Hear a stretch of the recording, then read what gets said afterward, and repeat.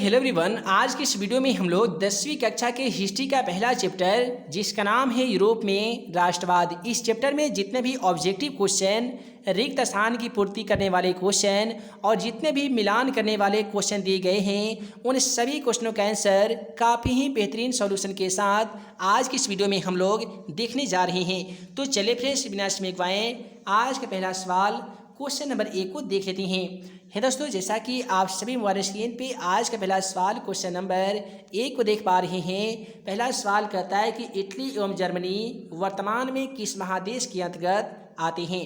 पहला ऑप्शन में दिया गया उत्तरी अमेरिका, दक्षिणी अमेरिका, सी में दिया गया यूरोप, तो वहीं पे ऑप्शन डी में दिया गया है पश्चिमी एशिया। तो दोस्तों याद रखिएगा कि इटली एवं जर्मनी जो है वो प्रेजेंट अर्थात वर्तमान में यूरोप महादेश के अंतर्गत आते हैं। तो क्वेश्चन का राइट आंसर सी हो जाएगा, यूरोप महादेश। इसके बाद में अगला सवाल क्वेश्चन नंबर 2 को देख लीजिए कि फ्रांस में किस शासक वंश की पुनर्स्थापना वियना कांग्रेस के द्वारा की गई थी। तो यहाँ पे ऑप्शन ए में दिया गया हैब्सबर्ग, ऑप्शन बी में दिया गया आदिया वंश, ऑप्शन सी में दिया गया बुर्बो वंश, तो वहीं पे ऑप्शन डी में दिया गया है जार शाही। तो दोस्तों आप सभी को बता दें कि फ्रांस में बुर्बो राजवंश की जो पुनर्स्थापना थी वियना कांग्रेस के द्वारा की गई थी। आपको वीडियो के कमेंट सेक्शन में जाकर ये बताना होगा कि वियना कांग्रेस कब हुआ था। उसके बाद में अगला सवाल क्वेश्चन नंबर 3 कहता है कि मेजनी का संबंध किस संगठन से था।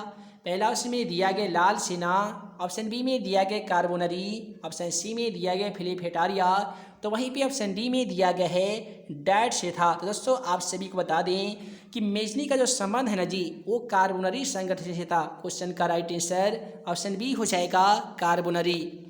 उसके बाद में अगला सवाल क्वेश्चन 4 हमारा कहता है कि इटली एवं जर्मनी के एकीकरण के विरुद्ध निम्नलिखित में से कौन सा देश था।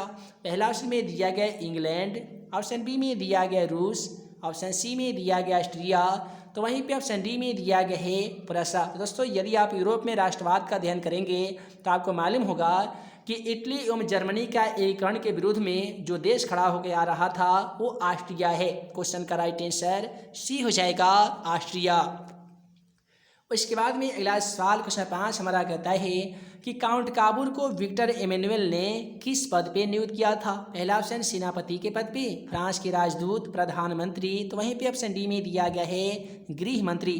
तो याद रखिएगा काउंट काबूल को विक्टर एमेनुअल ने प्रधानमंत्री के पद पे नियुक्त कर दिया था। क्वेश्चन का राइट आंसर सी हो जाएगा। उसके बाद में अगला सवाल क्वेश्चन 6 हमारा कहता है गैरिबाल्डी पेशे से क्या था। पहला ऑप्शन में दिया गया सिपाही था, किसान था, जमींदार था या फिर नाविक था। तो दोस्तों याद रखिएगा गैरिबाल्डी का पेशा था नाव चलाना, और नाव चलाने वाले को नाविक कहा जाता है, इसलिए क्वेश्चन का राइट आंसर ऑप्शन डी हो जाएगा, नाविक। उसके बाद में अगला सवाल क्वेश्चन 7 को देख लीजिए। दोस्तों क्वेश्चन 7 कहता है कि जर्मन राइन राज्य का निर्माण किसने किया था। पहला ऑप्शन में दिया गया है लुई 18वां, नेपोलियन बोनापार्ट, सी में दिया गया नेपोलियन तृतीय, ऑप्शन डी में दिया गया है बिस्मार्क ने। दोस्तों याद रखिएगा कि जर्मन राइन राज्य का जो निर्माण है वो नेपोलियन बोनापार्ट के द्वारा किया गया था। क्वेश्चन का राइट आंसर ऑप्शन बी हो जाएगा, नेपोलियन बोनापार्ट। उसके बाद में अगला सवाल क्वेश्चन 8 हमारा कहता है कि जालबेरिन एक संस्था थी, यानी जालबेरिन जो संस्था थी वो कैसी संस्था थी।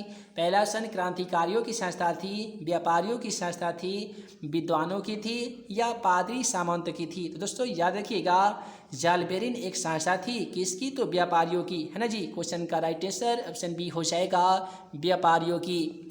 इसके बाद में अगला सवाल क्वेश्चन 9 हमारा कहता है कि रक्त एवं लौह नीति का अवलंबन किसने किया था। पहला ऑप्शन में दिया गया मेजनी ने, हिटलर ने, बिस्मार्क ने या विलियम वन ने। तो दोस्तों याद रखिएगा रक्त एवं लौह नीति का अवलंबन बिस्मार्क ने ही किया था। क्वेश्चन का राइट आंसर ऑप्शन सी हो जाएगा, बिस्मार्क।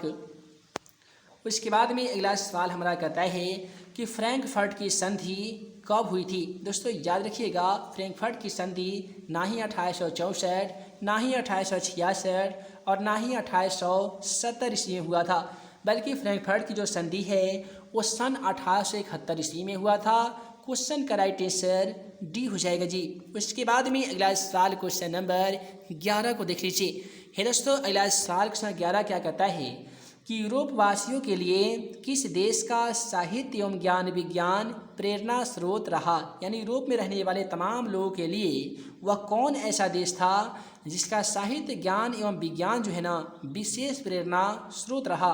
पहला ऑप्शन में दिया गया जर्मनी, यूनान, तुर्की, तो वहीं पे ऑप्शन डी में दिया गया है इंग्लैंड। तो याद रखिएगा यूरोप में रहने वाले तमाम लोगों के लिए यूनान देश का साहित्य ज्ञान एवं विज्ञान विशेष प्रेरणा स्रोत रहा है। क्वेश्चन का राइट आंसर बी हो जाएगा यूनान।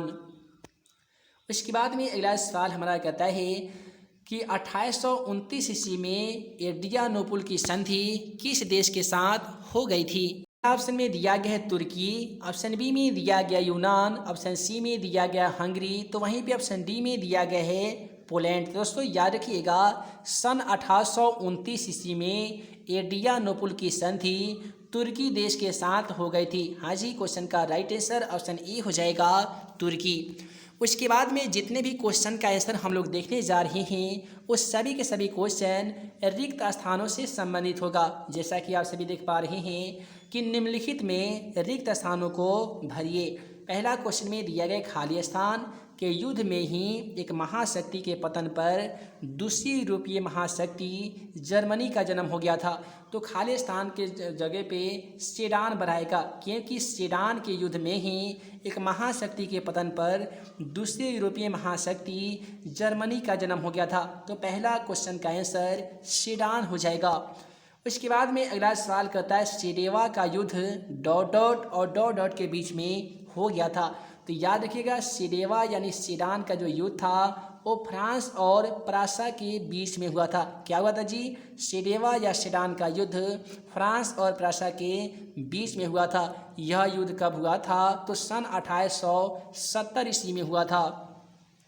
उसके बाद में अगला सवाल क्वेश्चन नंबर 3 को देख लीजिए। क्वेश्चन 3 कहता है कि 1848 ईस्वी की फ्रांसीसी क्रांति ने डॉट डॉट युग का भी अंत कर दिया था। तो याद रखिएगा 1848 ईस्वी के फ्रांसीसी क्रांति ने पुरातन कहे या मेटरनिक युग कहे, इसी युग का अंत कर दिया था। तो यहाँ पे खाली जगह में जो शब्द हराएगा वो पुरातन युग या मेटरनिक युग होगा। उसके बाद में अगला सवाल क्वेश्चन 4 को देखिए कि वेटिकन सिटी के राजमहल जहाँ डॉट डॉट रहते थे जो इटली के डॉट डॉट से बचा रहा। तो आप सभी को बता दें कि क्वेश्चन नंबर 4 में सबसे पहले जहाँ पोप हो जाएगा, क्योंकि वेटिकन सिटी के राजमहल जहाँ पोप रहते थे और वे इटली के प्रभाव यानी एकीकरण से बचा रहा। तो यहाँ पे प्रभाव लिखे या एकीकरण लिखें, है ना जी। तो यहाँ पे पोप हो जाएगा, खाली जगह में प्रभाव हो जाएगा। और इसके बाद में अगला सवाल 5 में कहता है कि यूनान को एक स्वतंत्र राष्ट्र घोषित करने के बाद बवेरिया के शासक डॉट डॉट को वहाँ का राजा घोषित कर दिया। तो यहाँ पे क्वेश्चन 5 का राइट आंसर पोप हो जाएगा, ओटो हो जाएगा। यहाँ पे यूनान को एक स्वतंत्र राष्ट्र घोषित करने के बाद बवेरिया के शासक ओटो को, यहाँ पे क्या हो जाएगा जी? ओटो को वहाँ का राजा घोषित कर दिया। उसके बाद में अगला सवाल 6 हमारा कहता है कि हंगरी की राजधानी डॉट डॉट है। आप सभी को बता दें कि हंगरी में मैग्यार भाषा बोली जाती थी और वहाँ की राजधानी बुडापेस्ट है। जी हाँ, बुडापेस्ट क्वेश्चन का सही जवाब हो जाएगा। उसके बाद में जितने भी क्वेश्चनों का आंसर अब हम लोग देखने जा रहे हैं वो सभी के सभी क्वेश्चन मिलान करने से संबंधित है। जैसा कि देख पा रहे हैं कहता है कि निम्नलिखित समूहों का मिलान करें। यहाँ पे 2 समूह दिए गए हैं, इन सभी समूहों का हमें मिलान करना है। इसमें भी 4 क्वेश्चन है, इसके बाद वाले समूह 2 में भी 4 क्वेश्चन है, समूह 3 में भी 4 क्वेश्चन है। देखिए सबसे पहले समूह को हम लोग सॉल्व करते हैं। कहता है कि मेजनी, तो दोस्तों मेजनी का जो संबंध है वो इटली से है, तो पहले वाला इटली में मिल जाएगा, है ना जी। और इसके बाद में क्वेश्चन नंबर 2 को देखिए तो हीगेल एक दार्शनिक था, इसलिए क्वेश्चन नंबर 2 का जो संबंध हो जाएगा वो क से हो जाएगा। उसके बाद में कहता है कि बिस्मार्क, यहाँ पे क्वेश्चन नंबर 3 जो है, क्वेश्चन नंबर 3 में है बिस्मार्क। देखिए बिस्मार्क किसे मिलेगा यदि मालूम नहीं है तो चलिए क्वेश्चन नंबर 4 को मिलाते हैं। क्वेश्चन नंबर 4 में है विक्टर इमैनुएल, यह एक राजनीतिज्ञ था, राजनीति करने वाला था। और बिस्मार्क जो है वो जर्मनी का चांसलर था। तो यहाँ पे समूह 1 को हम लोग सॉल्व कर लिए हैं। आप इसका स्क्रीनशॉट लेके बुक में आसानी तरीके से मिला सकते हैं। उसके बाद में आइए अगला समूह 2 को सॉल्व करते हैं। कहता है कि वियना सम्मेलन, दोस्तों वियना सम्मेलन कब हुआ था, तो ये 1815 ईस्वी में हुआ था। तो पहला जो क्वेश्चन होगा ये मिलेगा घ में। मेटरनिख युग का पतन, दोस्तों मेटरनिख युग का पतन कब हो गया था, तो अब ये भी पिछले वाले क्वेश्चन के माध्यम से हम लोगों ने जाना है कि सन 1848 ईस्वी के फ्रांसीसी क्रांति ने मेटरनिख युग का पतन कर दिया था। क्वेश्चन 2 का मिलान ग में हो जाएगा। इसके बाद में कहता है कि इटली का एकीकरण किसने मिलेगा, दोस्तों यहाँ पे इटली का एकीकरण जो हो गया था ये सन 1871 ईस्वी में हो गया था। और सीडान का युद्ध फ्रांस और प्रसा के बीच 1870 ईस्वी में लड़ा गया था। तो इसका भी आप चाहे तो इसका स्क्रीनशॉट ले सकते हैं और आप अपने बुक में जाकर आसान तरीके से मिला सकते हैं। इसके बाद में अगला समूह यहाँ पे तीसरा समूह क्या कहता है कि कोसुत है। देखिए कोसुत क्या था, ठीक है जी, कोसुत क्या था, तो कोसुत एक हंगरियन राष्ट्रवादी नेता था। तो यहाँ पे कुछ एक का जो संबंध हो जाएगा वो ख से हो जाएगा।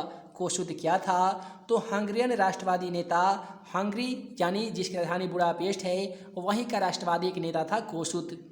उसके बाद में अगला सवाल क्वेश्चन 2 कहता है कि एड्रियानोपुल की संधि कब हुई गई थी। पिछले वाले क्वेश्चन में हम लोगों ने जाना था एड्रियानोपुल की संधि 1829 ईस्वी में तुर्की देश के साथ हो गई थी, ठीक है जी। तो क्वेश्चन नंबर 2 का संबंध 1829 से होगा। उसके बाद में चलिए अगला सवाल क्वेश्चन नंबर 3 की ओर रुख कर लेते हैं। क्वेश्चन नंबर 3 कहता है यूनान की स्वतंत्रता कब हो गई थी। देखिए आप सभी को बता दें कि यूनान जो था ना पहले तुर्की के अंगों के रूप में माना जाता था, लेकिन जैसे ही तुर्की यूनानी आंदोलन को दबाना शुरू किया तो यूनानियों में भी स्वतंत्रता की भावनाओं का उदय हुआ और तुर्की के विरुद्ध उन्होंने जंग छिड़ दी, जिसमें यूनान को स्वतंत्र राष्ट्र के रूप में 1832 ईस्वी में घोषित कर दिया गया था। उसके बाद में पोलैंड में आंदोलन कब हो गया था। आप सभी को बता दें कि पोलैंड में आंदोलन की शुरुआत सन 1863 ईस्वी में हो गई थी। तो इस प्रकार से हम लोग मिलान करने वाले तमाम क्वेश्चनों का भी सॉल्यूशन कर लिए हैं। उसके बाद में यहाँ से आते हैं अति लघुत्तरीय प्रश्न, जिसका उत्तर हमें 20 शब्दों में देने पड़ते हैं। आगे आने वाली वीडियो सीरीज में हम आप सभी को बताएंगे राष्ट्रवाद क्या है, मेजनी कौन था, जर्मनी के एकीकरण की क्या क्या बाधाएं थी, मेटरनिख युग क्या है, काफ़ी ही सिंपल तरीके से इसका आंसर बताएंगे। देखिए राष्ट्रवाद क्या है, तो राष्ट्रवाद एक ऐसी भावना है जो किसी सामाजिक परिवेश में रहने वाले लोगों में एकता की भावना पैदा करती है, और यह जो भावना है ना जी वो राजनीतिक जागृति का ही प्रतिफल है। मेजनी कौन था, तो मेजनी साहित्यकार गणतांत्रिक विचारों का युग सेनापति था, जिन्होंने 1831 ईस्वी में यंग इटली नामक संस्था की स्थापना किया था, जो आगे चलकर नवीन इटली के निर्माण में काफ़ी ही ज़्यादा महत्वपूर्ण भूमिका निभाया था। उसके बाद में सवाल है जर्मनी के एकीकरण की बाधाएं क्या थी। देखिए जर्मनी लगभग एक नहीं बल्कि 300 छोटे बड़े राज्यों में बटा हुआ था, जिनके सोच विचार अलग अलग थे, वे धार्मिक एवं जातीय रूप से भी एक नहीं थे। यही जर्मनी के एकीकरण के प्रमुख बाधाएं थी। उसके बाद है मेटरनिख युग क्या है। मेटरनिख युग भी बहुत ही सिंपल तरीके से आगे आने वाली पाठ में इस सभी का आंसर शॉर्टकट के तरीके से बताएंगे, जो आप सभी को याद करने की जरूरत भी नहीं पड़ेगी और आसानी तरीके से आपको याद भी हो जाएगा। यदि आप चाहते हैं अगले पार्ट का वीडियो लेक्चर देखना तो वीडियो को लाइक करने के साथ या जल्दी से चैनल को सब्सक्राइब कर लीजिए। सब्सक्राइब नहीं कीजिएगा तो आगे आने वाली तमाम एनसीईआरटी सॉल्यूशन का वीडियो आप सभी को नहीं मिल पाएगा। आशा है आप सभी वीडियो को लाइक और चैनल को सब्सक्राइब कर ही लिए होंगे। हम जल्द मिलेंगे अगले वीडियो में ऐसे ही एनसीईआरटी सॉल्यूशन के तमाम ऑब्जेक्टिव तथा सब्जेक्टिव क्वेश्चन का वीडियो लेक्चर के साथ। तब तक के लिए आप सभी को वीडियो देखने के लिए बहुत बहुत धन्यवाद।